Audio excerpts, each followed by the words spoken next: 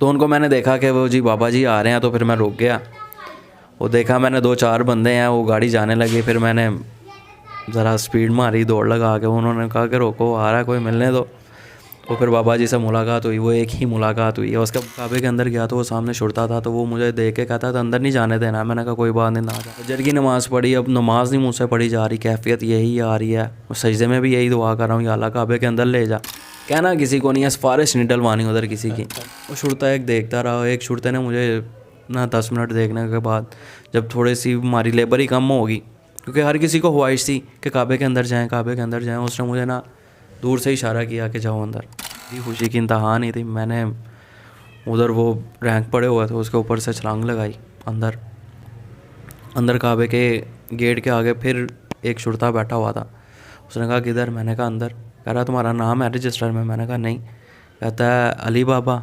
मैंने कहा अली बाबा क्यों? अली बाबा वो बोलते हैं कि जिस तरह वो हेरा फेरी करने वाले। अंदर जाए नमाज की जगह बनी हुई है जहाँ पे हमारे रसूल हज़रत मोहम्मद मुस्तफ़ा सल्लल्लाहु अलैहि वसल्लम ने नमाज़ अदा की थी। कहता था कि देख लेना काबे के अंदर तो किसी भी तरफ मुंह करके पढ़ लो नमाज, तो ठीक है। कहता अगर कोशिश करना मसल्ला मिल जाए तो वो किस्मत ऐसी कि वहाँ पे शुरता एक नमाज़ पढ़ के उठा, और अल्लाह ताला ने मौका दिया कि उसी जगह पे हमने 2 रकात नमाज नफल अदा की हैं। तो भी इंसान की ख्वाहिशात थी वो पूरी होती हैं। ड्यूटी के दौरान काबे की छत का ना पत्थर चेंज होना था, तो मेरा रूममेट आया। उसने मुझे कहा, कहता तुम काबे के अंदर गए हो? मैंने कहा नहीं। कहता अभी तो दरवाज़ा खुला हुआ है मुसलसल, कोशिश कर लो। मैंने कहा चलो ठीक है। जुमेरात का दिन था। उसने जब मुझे बुध को बताया, जुमेरात को मैंने कोशिश की अंदर जाने की, लेकिन वो छुड़ते थे। उन्होंने कहा तुम्हारा पेपर में रजिस्टर में नाम है? मैंने कहा नहीं। कहता फिर तुम अंदर नहीं जा सकते। मैंने कहा चलो कोई बात नहीं। अब मैंने कोशिश की, नहीं हो सका। फिर मैं घर चला गया। उधर से अपने कैंप में गए। कैंप में अब मैं सो रहा हूँ, मुझे बेचैनी लगी है कि मैंने अंदर जाना है। अब हाँ, मैं मेरा यही है कि मैं काबे के अंदर चला गया हूँ। 2 मरतबा गया हूँ। एक दोस्त था मेरा, उसके साथ मैं गया हूँ। ख्वाब में ज़ियारत हुई है फिर? ख्वाब में कि मैं काबे के अंदर चला गया हूँ। सुबह जुम्मे का दिन था। तो दोस्त को मैंने बोला, मैंने कहा यार मैंने सही से देखा नहीं। वो कहता अब तुम दोबारा अकेले चले जाओ। फिर मैंने कोशिश की, मैं दोबारा अकेला चला गया। अब फजर की नमाज़ पढ़ी, अब नमाज़ नहीं मुझसे पढ़ी जा रही, कैफियत यही आ रही है। सजदे में भी यही दुआ कर रहा हूँ, या अल्लाह काबे के अंदर ले जा। कहना किसी को नहीं है, सिफारिश नहीं डलवानी उधर किसी की। जुम्मा पढ़ा, जुम्मे में भी यही, असर मगरिब इशा की नमाज़ पढ़ी हरम में।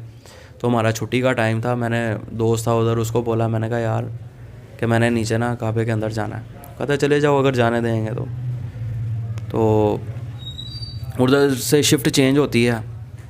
मैं काबे के अंदर गया तो वो सामने छुड़ता था, तो वो मुझे देख के कहता था अंदर नहीं जाने देना। मैंने कहा कोई बात नहीं, ना जाने देना।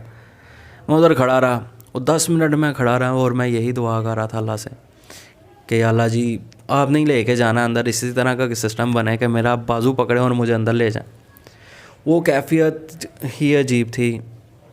वो छुड़ता एक देखता रहा। एक छुड़ते ने मुझे ना 10 मिनट देखने के बाद, जब थोड़ी सी हमारी लेबर ही कम होगी, क्योंकि हर किसी को ख्वाहिश थी कि काबे के अंदर जाएँ, काबे के अंदर जाएँ, उसने मुझे ना दूर से इशारा किया कि जाओ अंदर। मेरी खुशी की इंतहा नहीं थी। मैंने उधर वो रैंक पड़े हुए थे, उसके ऊपर से छलांग लगाई अंदर।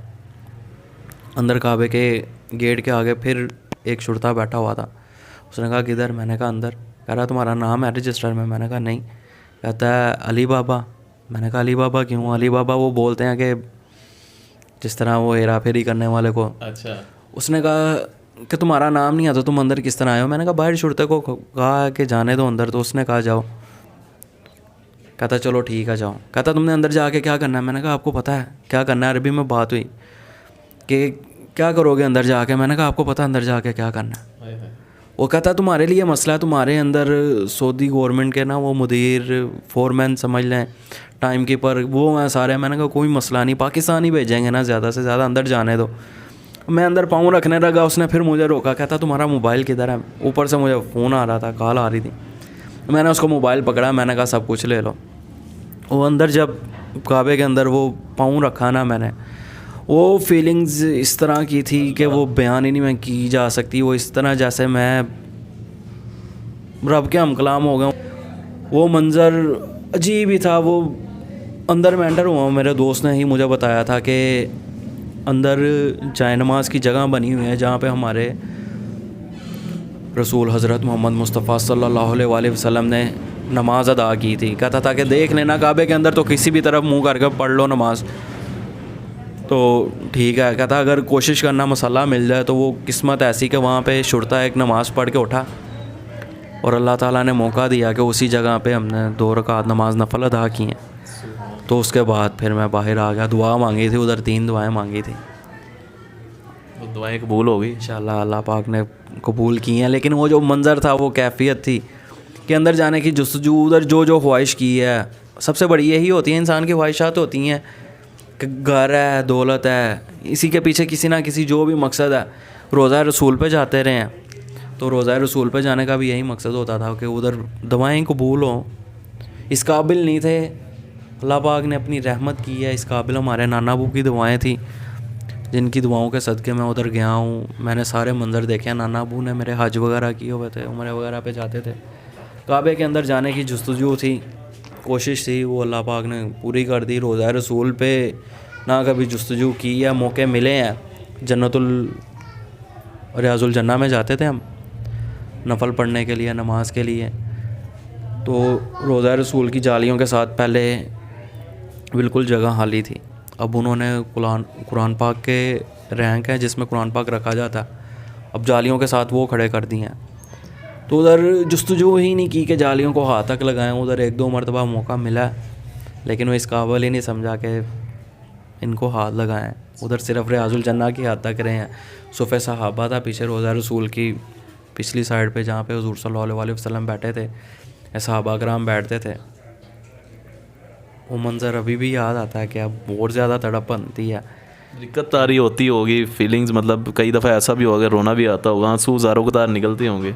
बेशक इसी तरह ही है। रोज़ा रसूल पे जब दुआ मांगी थी, एक मरतबा कोई मसला था तो उधर मैंने दुआ की, तो दुआ मैंने की और दुआ में मैंने यही कहा कि मैंने तब तक नहीं जाना जब तक मुझे कोई शुरता वगैरह ना लाए, क्योंकि वो वहाँ पे खड़े होकर दुआ नहीं मांगने देते थे।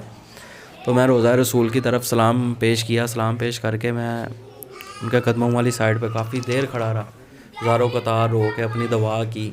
जब तक मैंने अपनी दुआ मुकम्मल नहीं की तब तक मुझे किसी ने नहीं कहा कि आप जाओ, अपनी मर्ज़ी से दुआ पूरी करके मैं फिर निकला हूँ। और वो मंज़र अभी भी याद आते हैं, जब ज़्यादा याद आते हैं, तड़प बनती है, तो फिर आंसू भी आते हैं। और पाकिस्तान के कौन से इस्लामिक स्कॉलर्स हैं जिन्हें आप सुनते हैं? मैं TLP को सुनता हूँ, तहरीक लब्बैक से बहुत ज़्यादा लगा हुआ, और एक गोलरा शरीफ का, पी नसीरुद्दीन शाह साहब का, ये आपस में भी इन दोनों की बहुत निस्बत है। जी बिल्कुल। बाबा जी वहाँ पे बड़े अदब के साथ जाते थे। बाबा जी भी बड़ा एहतराम करते थे और अक्सर उनके वो पीर मेहर अली शाह के बहुत ज़्यादा बयानात सुनाते थे। ज़ियारत का किस्सा, हुज़ूर सल्लल्लाहु अलैहि वसल्लम की ज़ियारत हुई थी पीर मेहर अली शाह को, तो उस वजह से मुझे पीर नसीरुद्दीन शाह साहब और दूसरा बाबा जी के बयानात सुनने का बहुत ही मज़ा आता है। मैं इन दोनों को सपोर्ट करता हूँ। मुलाकात हुई थी कभी बाबा जी से? बाबा जी से एक मरतबा मुलाकात हुई है, मेडिसिन लेने गया था, उनकी मस्जिद के साथ ही डिस्पेंसरी है, तो उनको मैंने देखा कि वो जी बाबा जी आ रहे हैं, तो फिर मैं रुक गया। वो देखा मैंने 2-4 बंदे हैं, वो गाड़ी जाने लगी, फिर मैंने ज़रा स्पीड मारी, दौड़ लगा के। उन्होंने कहा कि रोको, आ रहा है कोई, मिलने दो। तो फिर बाबा जी से मुलाकात हुई, वो एक ही मुलाकात हुई है। उसके बाद ज़्यादा चाहत तड़प बढ़ी थी, लेकिन वो ज़िंदगी का मामला, वो 2 माह ही गुजरे हैं, पता चला कि बाबा जी का इस तरह इंतकाल हो गया। फिर उसके बाद मुलाकात नहीं हो सकी। बहुत शुक्रिया।